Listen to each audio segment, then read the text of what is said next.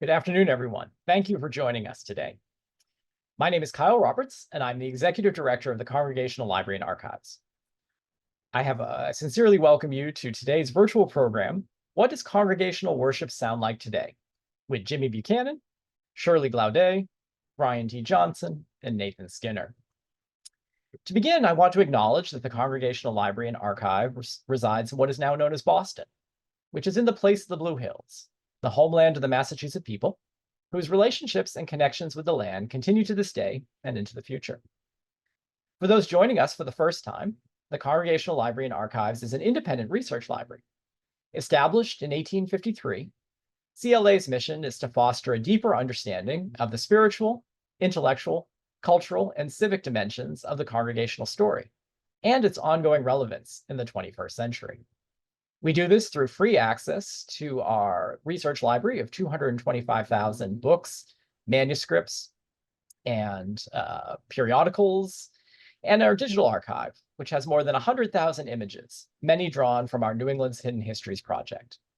Throughout the year, we offer educational programs and research fellowships for students, scholars, churches, and anyone interested in Congregationalism's influence on the American story. Please do check out our website, congregationallibrary.org, to learn more about what we do and for news of forthcoming events. So today's talk, which I've been excited for all spring, is part of a series we're doing on Congregationalists and the arts. Our library is pretty well known for its printed collections of theological and historical works, but two of my favorite sections here at 14 Beacon are Class 22, Hymnals and Music, and Class 29, Poetry and the Arts. If you go up to the third floor of our stacks and look through those books, look through that area, you're going to find thousands of books from the past several centuries, full of music, poetry, and more. But how do we get from the books into the pews and into the church? Well, today, we're going to think about how congregational churches across the United States offer worship services on Sunday mornings as they've done for centuries. The musical sounds you hear while sitting in the pews of those churches, however, might vary widely, depending on the church's community and the part of the country in which you find yourself. As you'll learn today, many factors go into creating a moving worship experience. Church music has long been influenced by a wide variety of styles: classical, traditional, gospel, folk, jazz, and even contemporary. In the 18th century, as we learned from Nim Cook's talk a few weeks ago, congregants grew heated over the introduction of instrumental music into worship. But today, a great diversity of instruments might be played, from organs and handbells to drums and guitars. Similarly, congregational singing has been a hallmark of Christian worship, but congregants might sing beloved hymns, which are centuries old, or brand new compositions.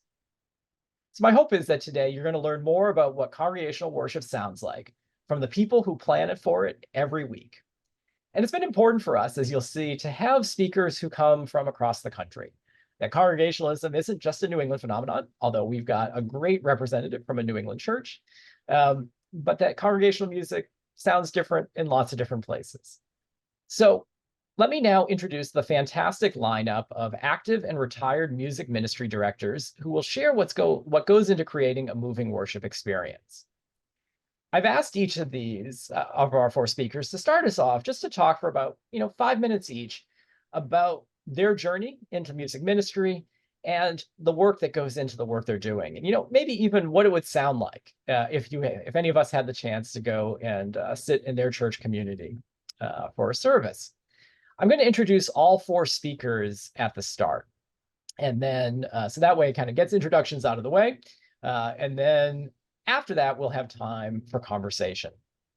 So going up first will be Jimmy Buchanan, who is Director of Music at the Congregational United Church of Christ Church in Greensboro, North Carolina. Jimmy joined CUCC in August 2008. He's a middle school choral director with Guilford County Schools and is a native of Morgantown, North Carolina, and the mountains. Jimmy graduated from Appalachia State University with a degree in music education in December 2002. And in August 2004, he received his Master's of Choral Conducting degree, also from Appalachia State. Jimmy directs the CUCC Chancel Choir and the Handbell Choir. Speaking second will be Shirley Glaudet, a retired vocal music education teacher and former church musician and director from Union United Church of Christ in Norfolk, Virginia. At Union UCC, she has directed the mass choir, the men's choir, and the children's choir for 13 years. She taught for 36 years, 3 of those in Virginia and 33 years in the Newark Public Schools. She received her Bachelor of Science degree in vocal music education with a major in voice and a minor in piano on a 4-year scholarship from Norfolk State in 1968. She went on to do graduate studies at American University, Norfolk State University, and Montclair State University. Our third speaker is Brian T. Johnson, who serves as the Executive Director of Sacred Music at Trinity UCC in Chicago, Illinois. Mr. Johnson researches, plans, consults, implements, and monitors the ministry of music for the church, supervises the performance of the music staff and contract musicians, and ensures the development of their musical skills and talents by providing coaching, training, and workshop opportunities. He directs the rehearsals and performance of all choirs, ensembles, and praise teams, and supports the movement ministry partners. And our fourth speaker is Nathan Skinner, who is Director of Music at Park Street Church in Boston, Massachusetts. And Nathan, I'm so happy to say, is just right around the corner from us here at 14 Beacon. Right, so I'm going to go ahead and invite Jimmy to come up to start us off. Good afternoon, everyone. My name is Jimmy Buchanan, and I am in Greensboro, North Carolina. I'm so happy to be here today. And I actually am a middle school teacher as well as a church musician. So I just got out of testing.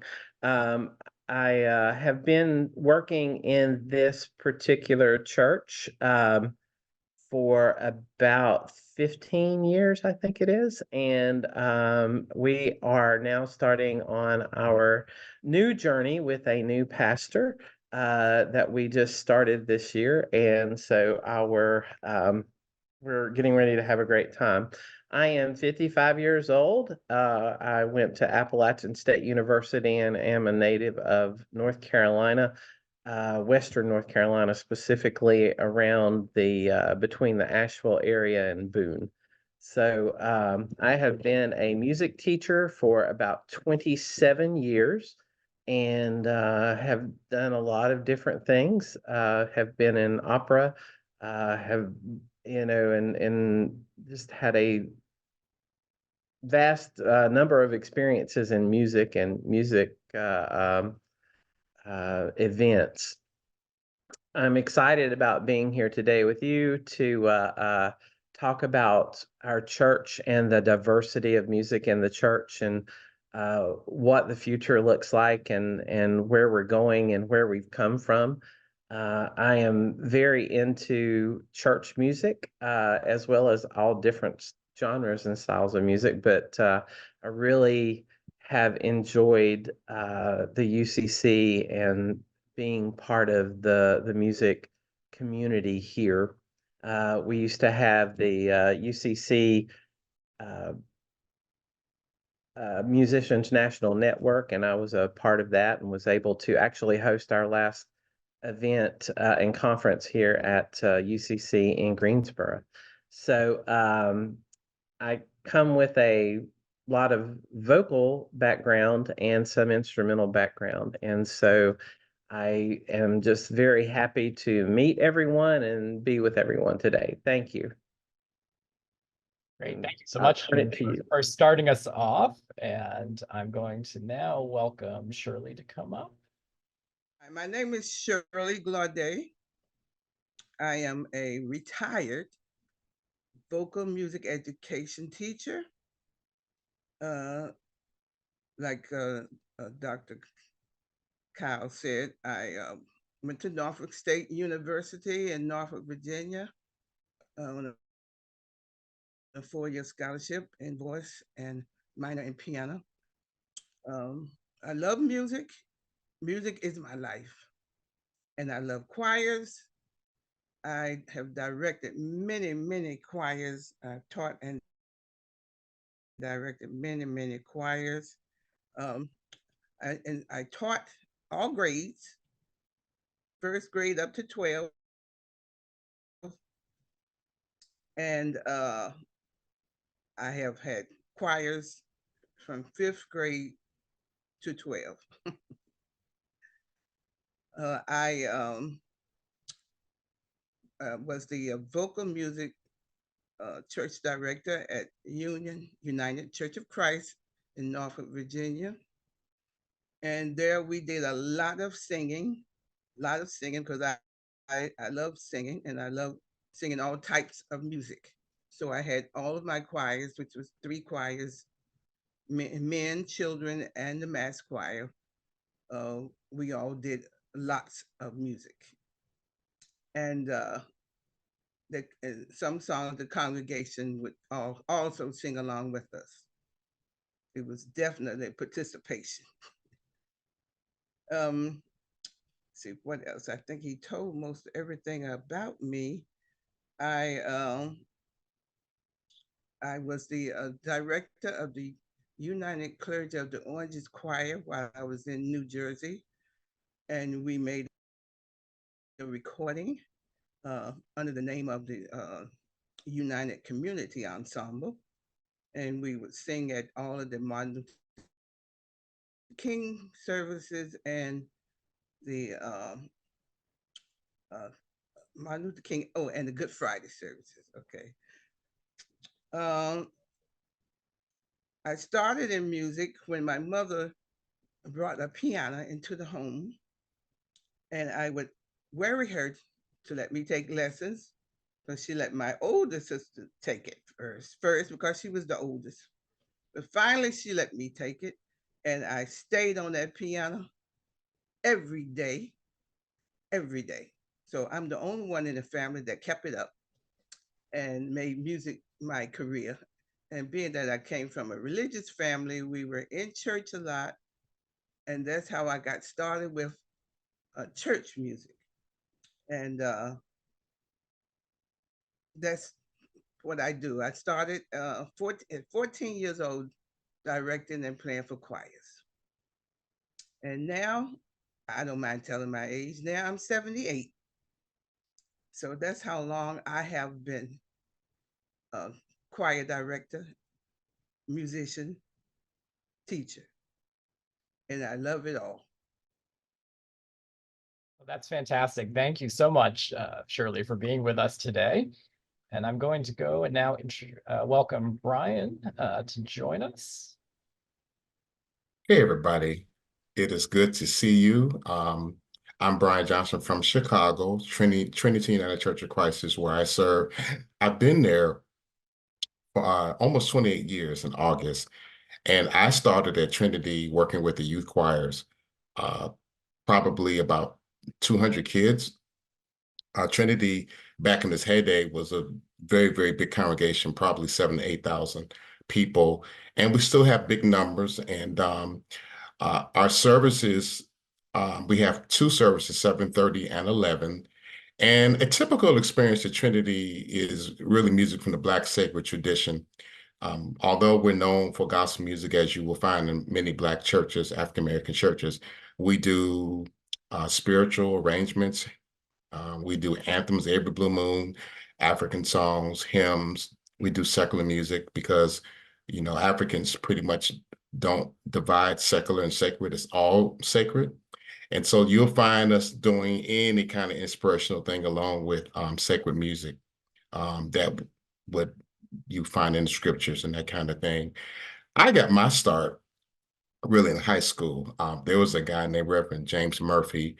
I was probably 15 or 16, and Mr. Murphy would be directing sopranos, 1, 2, 3, and altos, and he would just keep going and going and going and would not break a sweat. And I was like, oh my God, how is he doing that?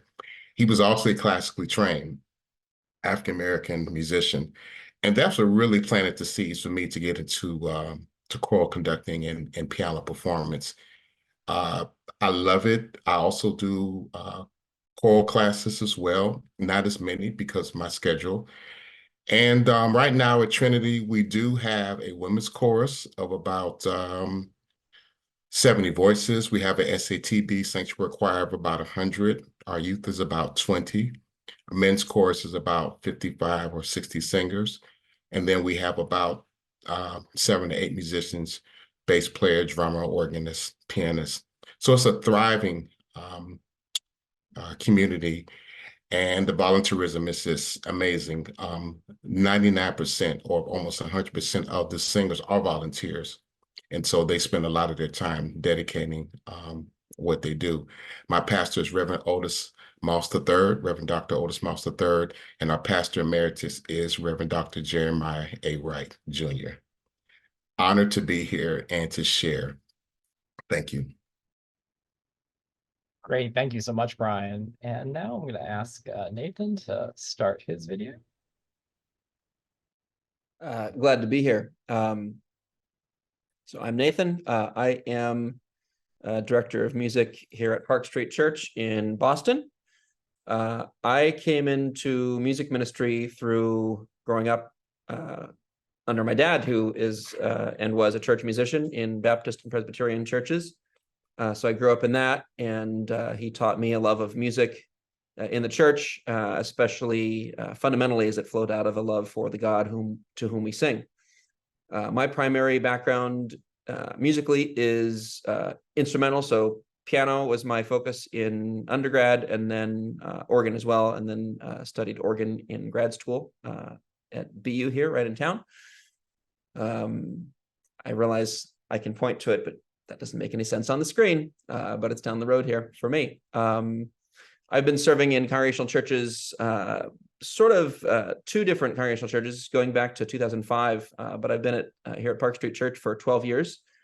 I've been here full-time as director of music for 10 years, and very oddly, for what has been a larger, more established church, Park Street never had a full-time director of music throughout its history. It's actually why they lost Lowell Mason, who was here for a short time in the early years of the church. He got a full-time gig elsewhere, and the church didn't want to go full-time with him. But many years later, they were foolish enough to go full-time with me. So I've been enjoying it a lot.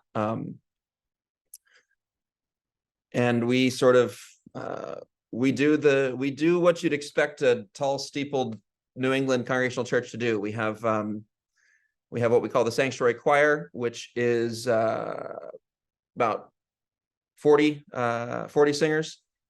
They sing very well. I don't conduct them. My colleague conducts them. I'm down at the organ down front, and the choir is in the back, traditional layout.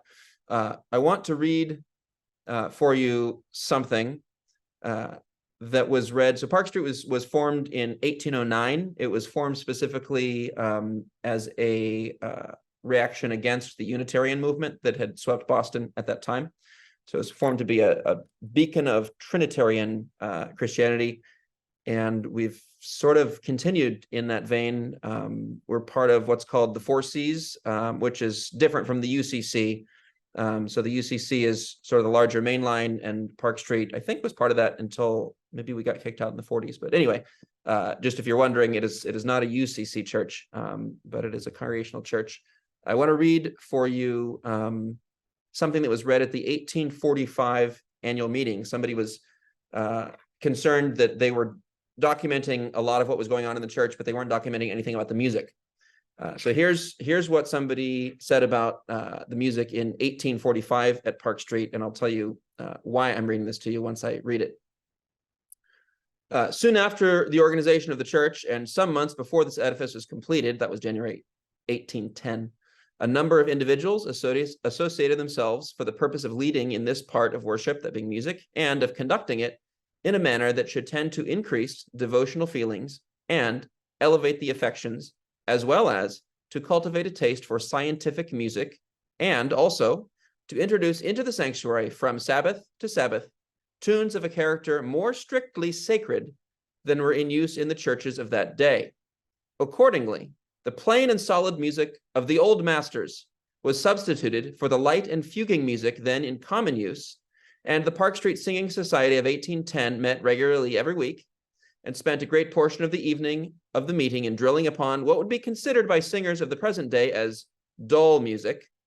But it was then deemed important that the words and the music should be properly combined, and that the former should be so distinctly enunciated that the singing should be with the, quote, understanding and that as the sentiment often varied in the same hymn, the singer should understand the sentiment and vary the style of performance accordingly.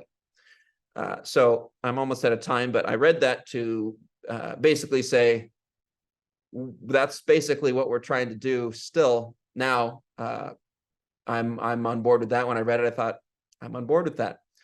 So the carrying out has changed a bit. We've got at present morning services, which are choral. We have an evening service that has a more contemporary instrumentation, but these principles remain.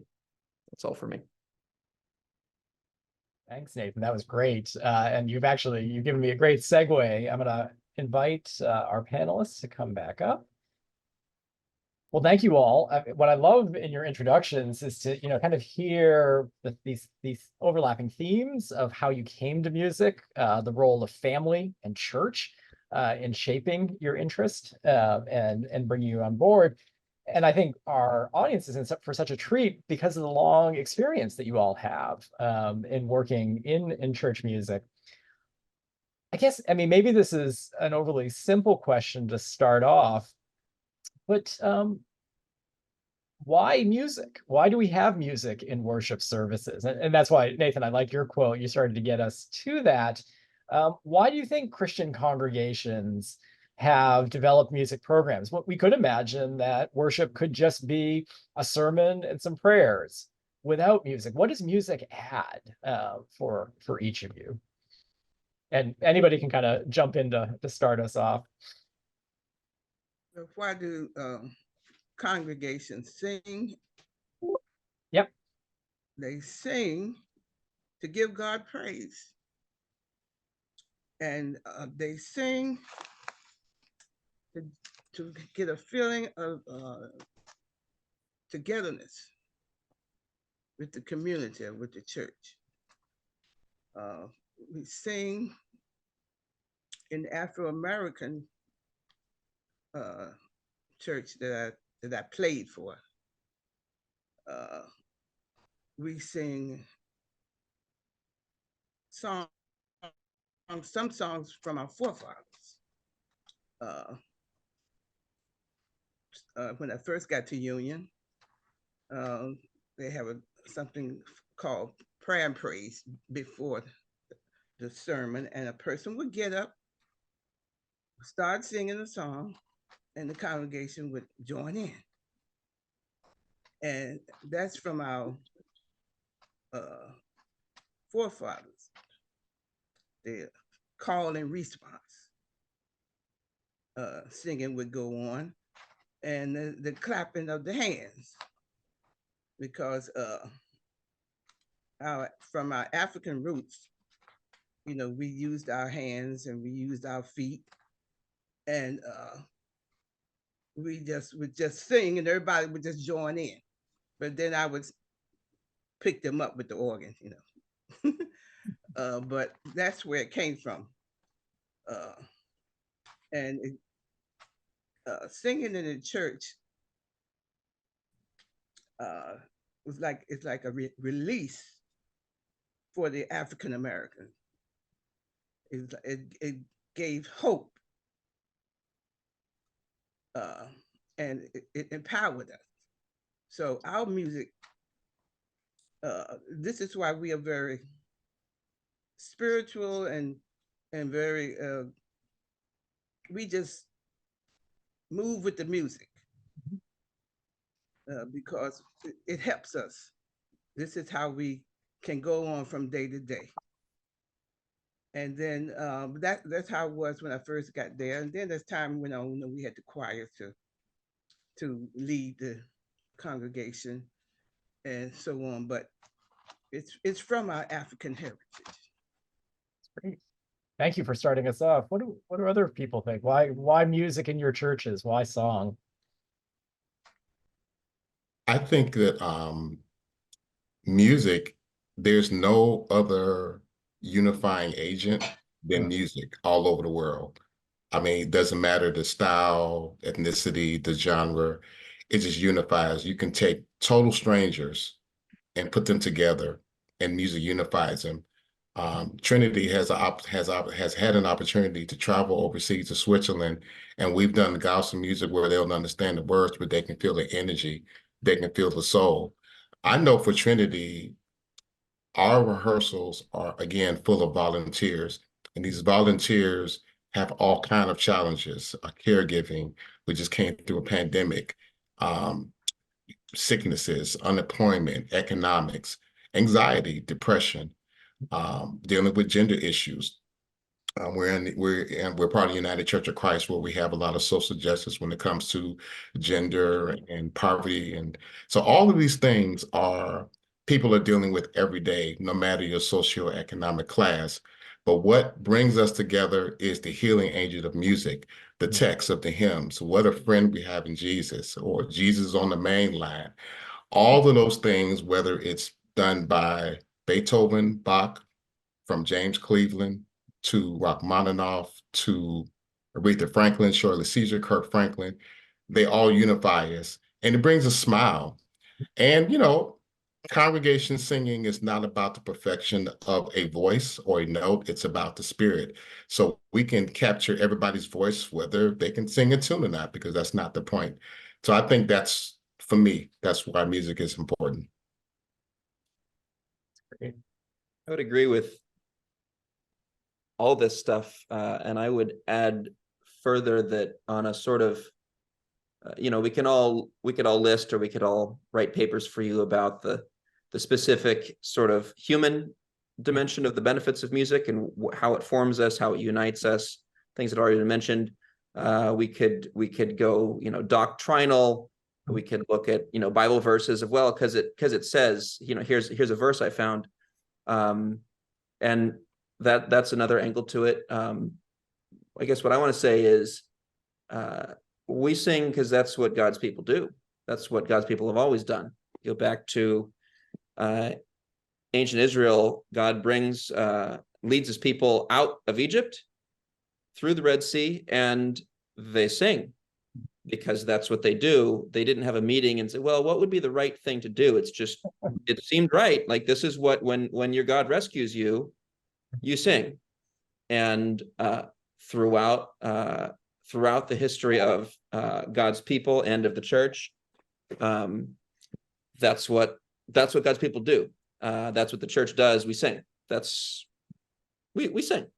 And so as a family enterprise, which the church is, you get sort of raised in, like, these are the things, every family has, like, this is how we do it in our family.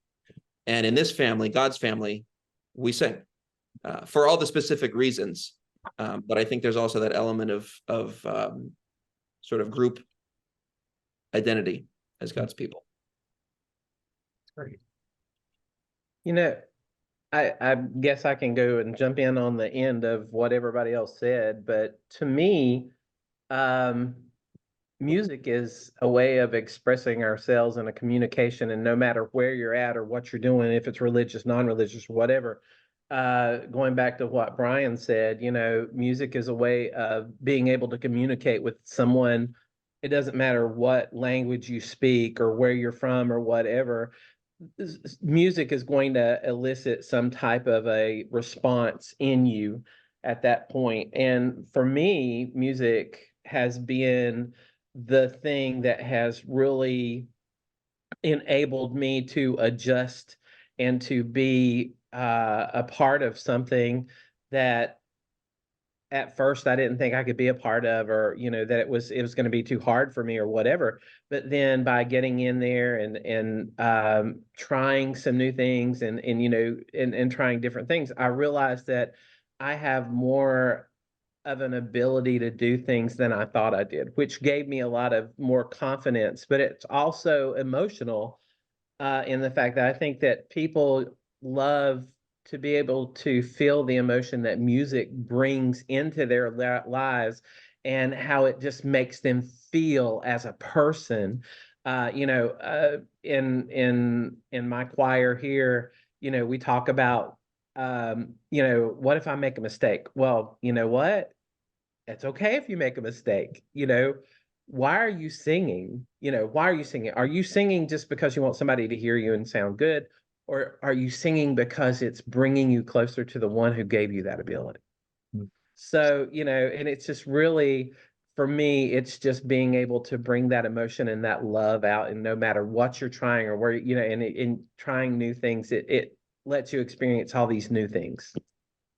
What wonderful answers. These are great. So I'm curious, if I was able to book a bunch of flights and go to each of your churches over, the next week or two, how much do you think that I would hear you might consider kind of universal, that would be kind of distinctive congregational music that, congregational songs or music that we hear anywhere? And how much would you say is kind of distinctive to your church? Is there a congregational music, or is there, in fact, is every place unique? Is every place distinctive? I'm curious what you think about that. I think I can start that off. I believe that every place has their uniqueness about them and things that they do. If you ask my choir members about or even the congregation here about the way that I do the music program, I'm very eclectic. We really go around from like a classical piece to we've done bluegrass, we've done country, we've done all different types of things and have them in. But there are also elements that are universal to all of the UCC, but even other churches, to where, like, if I were to walk into a Baptist or a Methodist church, some of those elements that we have here are going to make me feel more comfortable in that particular place. So I think it's kind of, for us, it's equal parts of, yes, we do have some things that are very unique to us, but we have some things that are very common among other things. I hope I answered that the way it should have. No, that's fantastic. Yeah. I can say a word on that. I'll start by saying God has blessed us over the time that I've been here, with a couple of composers in the church. Mhm. And we also have composers who are friends of the church, and so we've had some things written for us. We've commissioned some things, mostly on the choral level. So we have a number of choral things that we've performed, and even performed multiple times. And those of you who know about commissioned music know that if you want to do it again after the time you had to do it, that's when you've really got something. So that's stuff that we're doing, and I've tried to send it to my friends, but that's probably stuff that at the moment that we're doing. I would say most of our choral repertoire and almost all of our hymn repertoire would be music that is part of a larger scheme. May not always be the same scheme. So a lot of our choral music is going to be possibly from some of the European choral traditions, maybe from the Anglican choral tradition, from the Lutheran choral tradition, possibly from some of the newer tradition. We sing a fair amount of, for instance, Yelo is very big right now. So we're not the first or the last choir to be singing Ola Yelo. Hymn wise as well, I don't think we're singing any hymns that other churches aren't singing, but we're in this interesting space as a church where we fit into, in a lot of ways, what would be considered a typical evangelical church, but we don't do the music that most people would assume with evangelical music in our morning services, where we're doing a more choral thing. But our hymnody is mostly from the hymnal, or it's from hymns that I think should have been in our hymnal and are in other hymnals. We're let's say more adventurous than some, and not as adventurous as some. That's great. Thank you, Nathan. Yeah, if you would come to Union when I was there, I retired before the pandemic. So that's been about 4 years ago. So if you had come while I was there. You would hear spirituals, you would hear gospel. And we sing hymns, but there are hymns that are written as gospel. So it's all around. But that's what you would hear, and you would hear all four parts of the gospels that I teach. You know, each part, each section would have their part. They would come in all different times and all of that, and they loved that. And you would hear that, and that's basically it. You would hear gospel, you would hear spirituals, you would hear hymn, and you would hear sometimes what I call a gospel anthem. But now, when you come, it's a little different. You would hear a praise team. Praise team is doing the music now, and they have a choir on special occasions. So I think that at Trinity, so it's interesting. We have two contexts. First context is the African American experience. It's been spoken before. A lot of call and response, a lot of communion singing. Although the choirs have very intentional programming, the congregation may jump in and sing if the melody is very familiar. So you have that. But what's interesting about the African American church or the Black church is if you go anywhere in the country, there are a canon of songs that it doesn't matter if done by rote or done by score, they're going to know those canon of songs. Praise Him. Someone asked a question by Kirk Franklin, Jesus on the Main Line. If you go to any small storefront church or big church, these are canon of songs that will be known. What unifies us in the greater, larger context of other churches will be are the hymns, Amazing Grace, Let Us Break Bread Together. Well, that's a spiritual, but Great Is Our Faithfulness.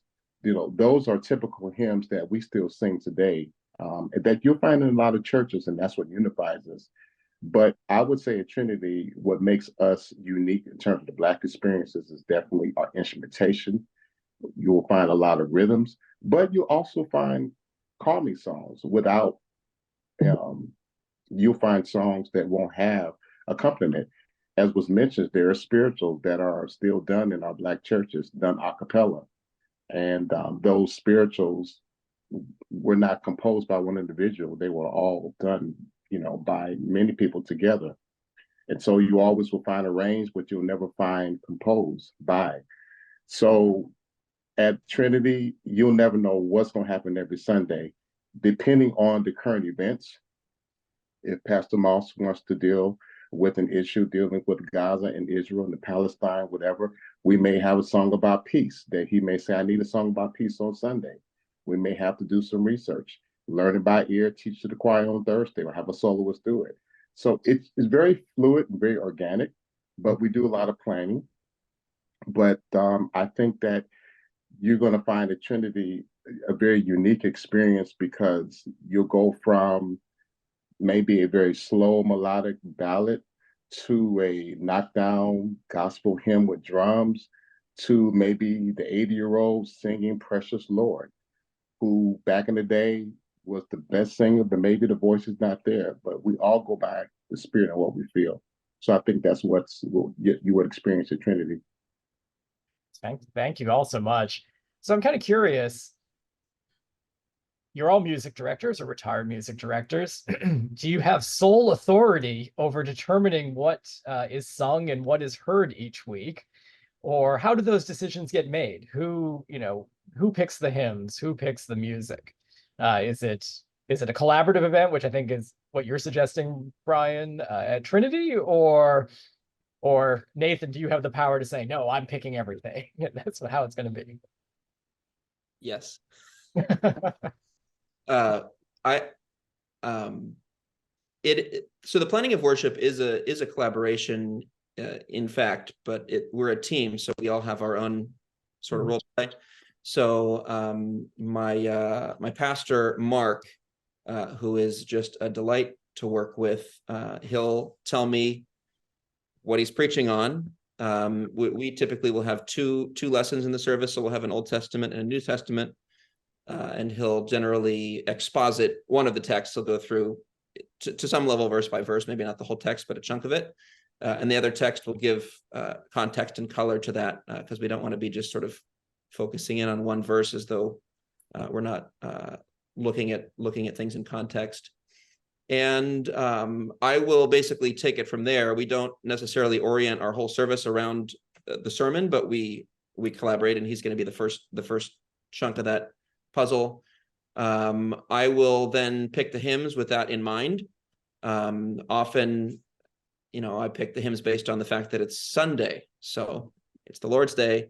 But we may have other themes. For instance, this past Sunday was Trinity Sunday.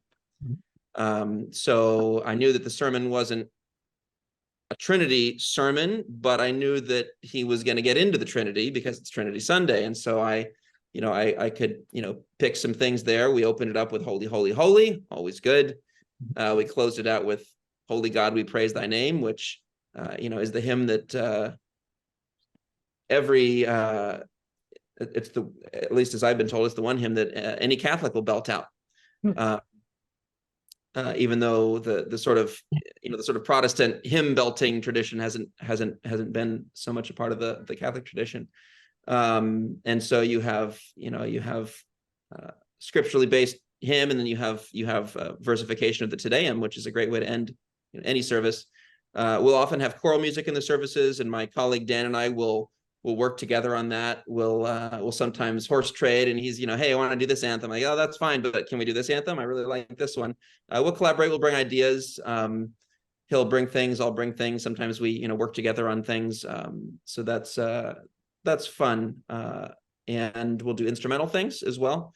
We have a great cadre of instrumentalists. And so sometimes an instrumentalist will bring me, hey, I've been working on this piece. Can I play?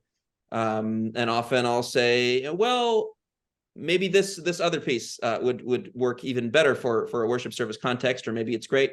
Often, if it's a student, maybe at NEC, they're too busy. They're happy to play whatever, but they can't find something. I'll say, hey, can you play this Bach? And they can sight read it on Sunday. So it's a collaboration, but I do end up directing a lot of the music. That's great. Does that sound familiar to the rest of you, or is it different in your churches? I can say that here, I've been blessed with an awesome team here. The pastor that I had before, her name is Julie Peoples, and we have an organist. His name is Robin, and he's an amazing accompanist. But what I typically do is I choose all of the anthems and any special music for bells or anything like that. But the pastor, we collaborate, but she pretty much will say, I want to do this hymn or this hymn. So, and it's a great relationship because it kind of brings a little bit of diversity into it. You're not getting just one-sided. And then, we meet fairly regularly and talk with each other.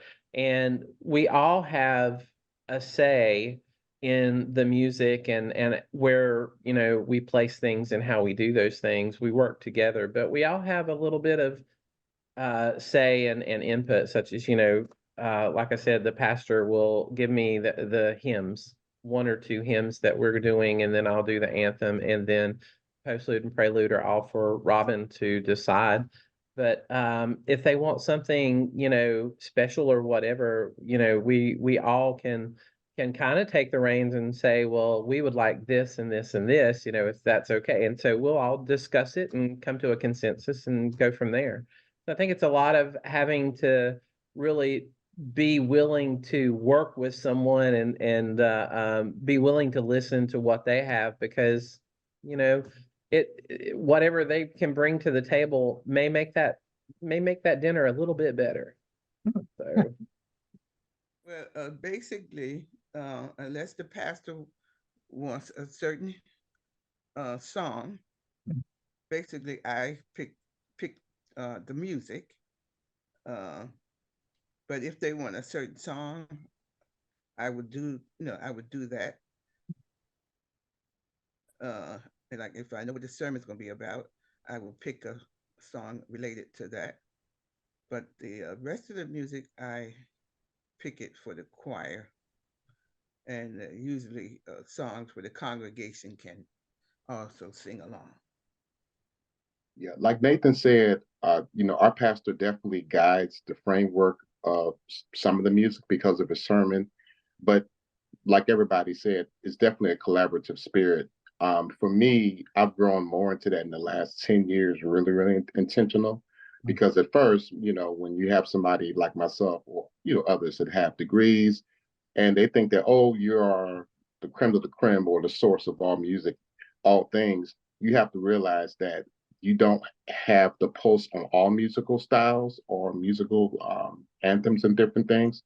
And so for me, I have 5 sources. So first, my source of experience, what I listen to, but there's my congregation I pull from, there are my choir members, there are my colleagues on my staff, there are my friends.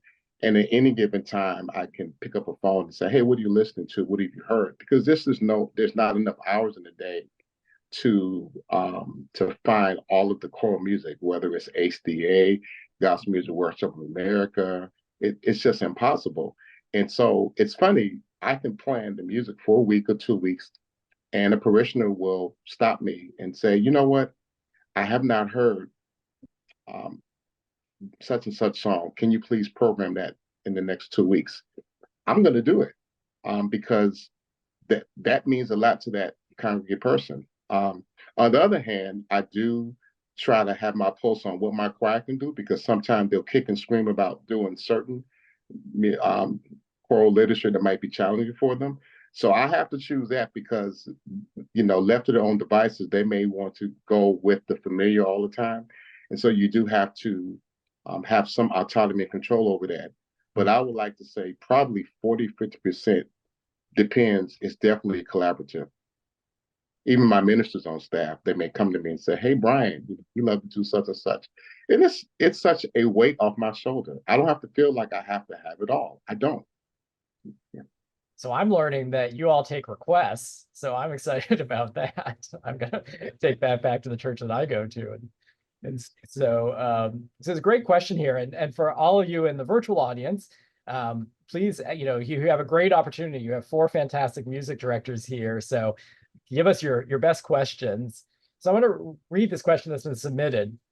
And this is asking for some advice. And let's pull it up. Have you ever had to deal with situations where the congregation may be reluctant to sing? I accept that our natural response to God's mighty work is to sing, but we don't always express our emotions as adequately or as fully as we ought. Is there a time when you suspect that something might be hindering the congregation from singing? And maybe I'll add a little variation on that, which is really, a question about how to get the congregation engaged. Why is it that in the church that I attend, I hear a lot more women's voices than men's voices? Well, I would say that, if you look at hymnody, many of the hymns that were arranged and composed are soprano, alto, tenor, and baritone. And unfortunately, they're not really engaging for the person who's not a soprano. And although those might be the right keys, however, having people sing on high E flats and Fs, they're not going to do that. So for me, I know at Trinity, because we do a lot of gospel music, we do a lot of things where the keys are placed correctly. There might be words on the screen. If we don't have words, we'll call them out. We'll feed the words to them. But the most important thing that I find as a choral person is making sure that the range is good. And I'm going to sing it in my voice. Let us break bread together instead of let us break bread. The average guy's like, I can't sing that high, even though they can with head voice, falsetto. So I think that creating music, not creating, but arranging it or placing it in keys that's comfortable for the congregation with not a lot of text. And if you're going to do a hymn with a lot of verses, you should have the words available. That's my take on it. I guess to kind of go back to your very first question, the part of it When I first started in this church, I came from a very different background. And when I had to pick a song for, and I picked a hymn and I picked the song, and I didn't realize it was one of those things where it was going into a realm where in this particular church they don't usually do that music, and it was almost a hymn where a few of the people, the older congregation didn't really, they kind of steered away from that particular one. So when I put it in and did it in the service, I noticed that everybody looked kind of almost uncomfortable, and and it was kind of like, ugh, and I was like, what did I do? And even though the song was very appropriate for the service, it was it was I had to realize that I needed to do a little more research about the congregation and about what I was doing in order to make sure I was doing the right thing. So I did have a situation where the people were hesitant to sing and participate that particular day. And that was that was a big lesson for me to learn as a musician and as a church leader in music, to be able to understand that, yes, but also to give them the opportunity to realize that I may do something that may not be what everybody's going to love and like and everything, but we can learn about each other and do a little bit better on that. But yes, I've been in that situation. It was very uncomfortable for a couple of weeks, but then we got back on track and got things going. That's great. So, and about the women in choir, I think there's almost a thing about where sometimes men going into choirs, it's kind of like in schools. A lot of boys won't be in choir because that's not what they really think that it's their part to do, or it might embarrass them, or someone may see them as differently or something because they're singing. I don't know if it's like in the Black church. I'm not sure if it's a little different with the males singing, because I noticed that in a lot of the Black churches I've attended, there are a lot of males that are singing. But in a lot of churches, when you go into, you'll see the males, not as many males singing, and I wonder if it's kind of stems back to that thing in school where you're not comfortable going up there because it's something that women do. And we try to combat that in school, and I tell my kids, it's what everybody does. It's not a male thing or a female thing. It's an everybody thing. If you have music in your body, let it out. It doesn't matter whether you're a girl or a boy. So Great. Thank you, Jimmy. I've never had that problem of picking a song and either they not like it or they just wouldn't, sing it. But I never had that problem. I used to I planned and I planned and I planned all the time, always looking for music, always listening for music. If you come in my house, all you see is music. It's everywhere. So I try to stay abreast of what songs are out there. But as far as I can't remember that ever happening. I really can't. And we have men in the choir. We had a men's choir, and then the men was in the mass choir. So we haven't had a problem with that either. So So are there any kind of quiet periods or awkward periods at Park Street, or is everybody always there belting it out? Well, if you wanna drag me into it, I'll go. A funny example. Well, it's not quite the example, but in terms of a hymn that maybe doesn't quite. So very occasionally, we will sing the hymn Onward Christian Soldiers, which provokes reactions, I'm aware. And I've actually never come across an individual in the church who, if I'll ask people and, they'll give me the reaction that I'm expecting to get. But man, they sang that really well. They just belted out. And I don't hate to say, I mean, Sir Arthur Sullivan really knew how to write a tune. So that's an example of they belted out all the more. So disclaimer, we do not sing it often. Anyway, I don't want to get myself into too much trouble, but I'll get myself into maybe a little bit of trouble willingly on the, talking, since you brought it up, Kyle. I think, there are a couple things coming into play, and there are, I think, cultural expectations, there are heart postures that affect, singing at large, and then there are the specifics of the music itself and the environment in which we're performing the music. So, is your room conducive to singing? Does it have hard reflective surfaces, or do you have drapes everywhere sucking up the sound? If you play basketball on a carpeted floor, you're not going to have a very good game. But we carpet our churches and think we're going to have good singing. Is the instrument or instruments supportive? No matter what those instruments are they balanced well? Are they going to support the voices? We can't necessarily completely construct the culture around us, but we can impact the culture in our community. Is your church forming people who view singing as a thing they do? If you have a youth group, is your youth group singing? Is your youth person, whether that's a volunteer or whatever, is that person encouraging everyone to sing, including the boys? Giving perhaps opportunities to lead music in that context.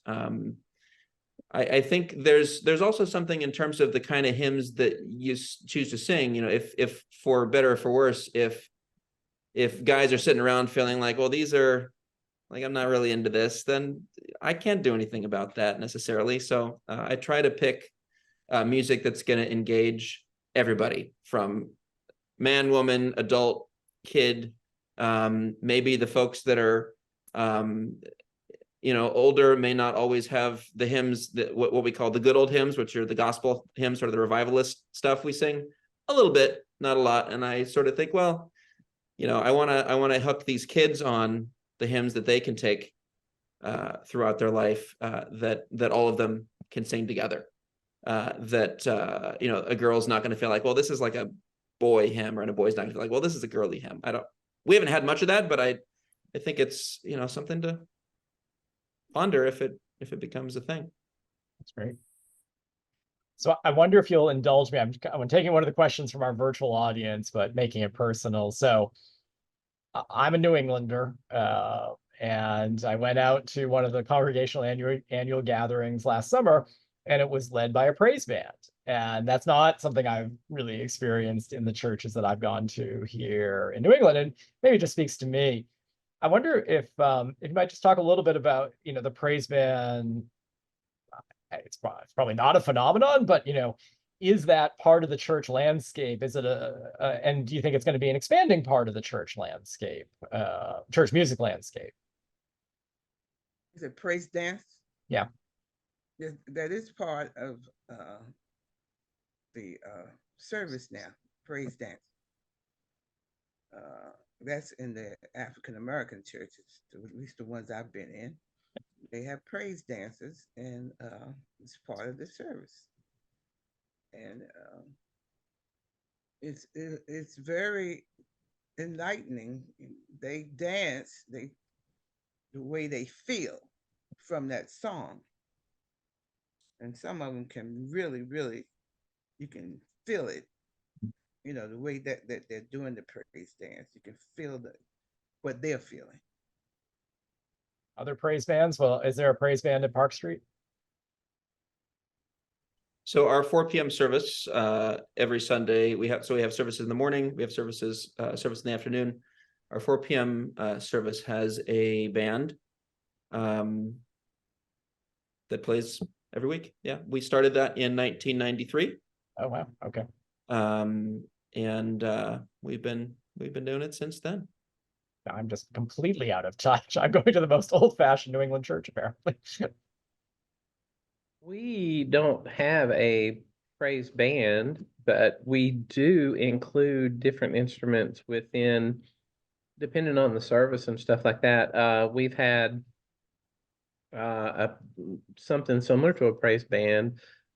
We bring guitarists, we bring sometimes classical music in. We even have a jazz service where we bring in a jazz band and do all of the different things. So as far as having a regular praise band, no, but we are diversifying out into different realms of music and bringing different things in, and I think sometimes that kind of depends on your pastoral staff as to whether they like that particular type of music in praise and worship, and then and then you may get a different pastor who kind of would like to see more of that. So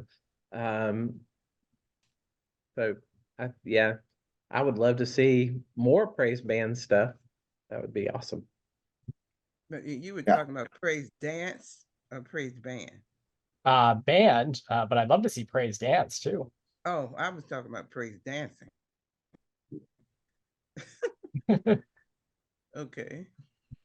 Because and Shirley, you had mentioned that one of the transitions, one of the differences between your time and then the following music director, I think you had said, was the introduction of a praise band, right? That there was kind of a pivot.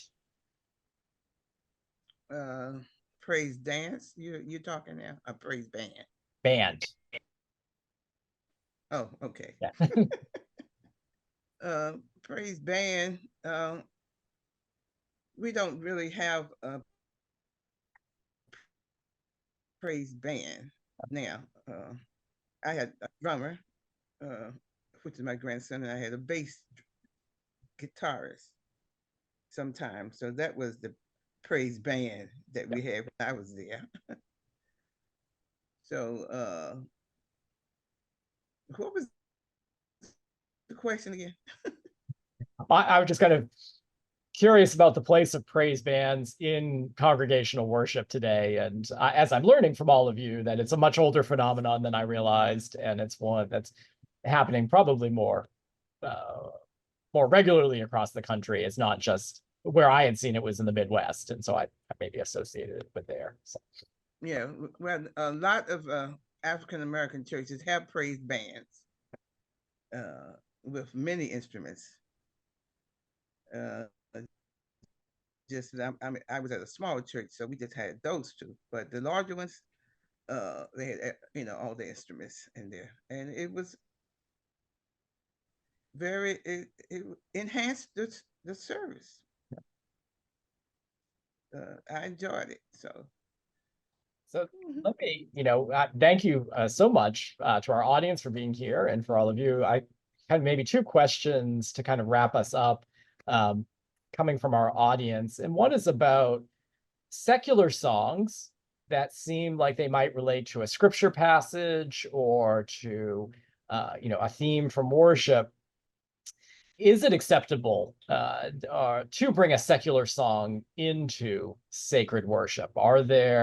Is that something that you are open to, that you would regularly do? Or is there, I guess, I don't know, would you be hesitant to bring a secular song in? Will you be belting out a Taylor Swift song at your next worship service?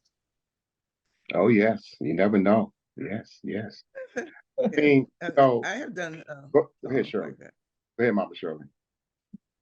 I have done like a change gonna come. We've done that. Reach out and touch. On that order. Not the, you have to watch the words and everything. And yes, I do. I did use secular songs. Yeah. like I think I mentioned before, gospel music comes from an African lens, an African aesthetic. So everything from drums, that's why praise bands are not unique to Black churches for the most part, because drums is very important in our tradition, rhythm and tambourines and all that. And even if we didn't have a full band, we also, we had rhythmic instruments. But the another part of the African piece is we don't separate sacred and secular. All of it's sacred. That's a whole nother philosophy many of us don't ascribe to.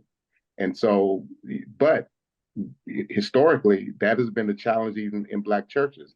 The blues, when Thomas Dorsey was playing blues, he got in trouble with Mahalia Jackson for singing the blues, which is now known as gospel music for the most part.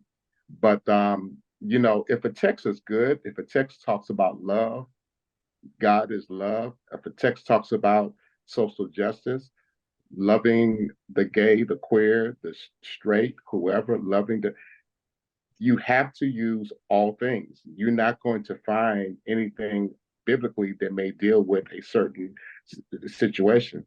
And, we believe that, hey, God is still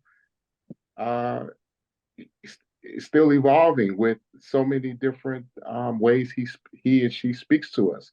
So we can't limit what's just in the Bible in terms of text and in terms of music, because quite frankly, we don't know how things was done musically when David did it. We don't know how he danced. You don't know what kind of notes was being played. We only have the text.